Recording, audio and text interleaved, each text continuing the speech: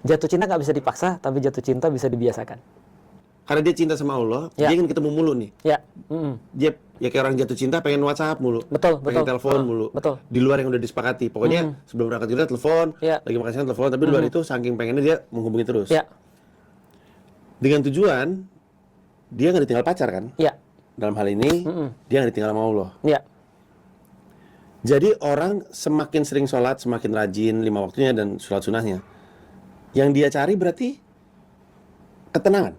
ya. Akan tidak ditinggal sama Allah. Salah Bahwa satunya apapun ya. yang terjadi dalam hidupnya dia tahu Allah sayang sama gue. Allah nggak akan ngapa-ngapain yang membuat gue karena gue kita gini banget gitu. Ya. Itu yang dicari. Salah satunya itu.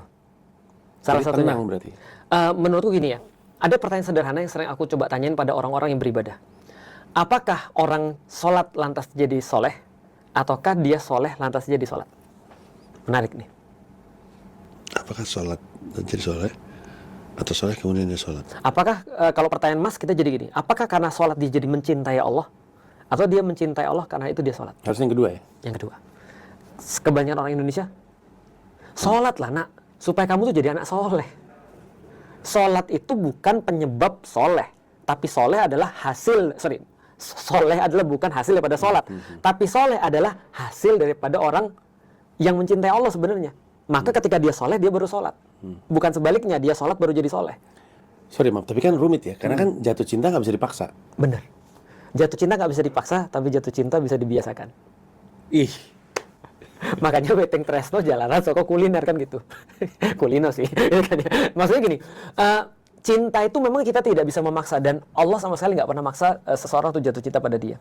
Jatuh cinta itu adalah bagian daripada sesuatu yang kita sudah tahu kenapa harus begitu, lantas kita biasakan. Nah, contoh misalnya kayak gini ya, mungkin orang tua kita nggak punya eksklusivitas, beberapa orang tua kita ya, nggak punya eksklusivitas untuk bisa milih kepada siapa dia mencinta.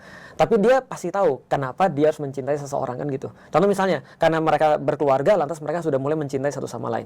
Nah, maka cinta itu memang nggak bisa kita paksain kepada orang, tapi bisa kita biasain kan sama orang. Karena sebenarnya itu aja sih aktivitasnya. Contoh kayak gini misalnya, prerequisite daripada rasa cinta apa?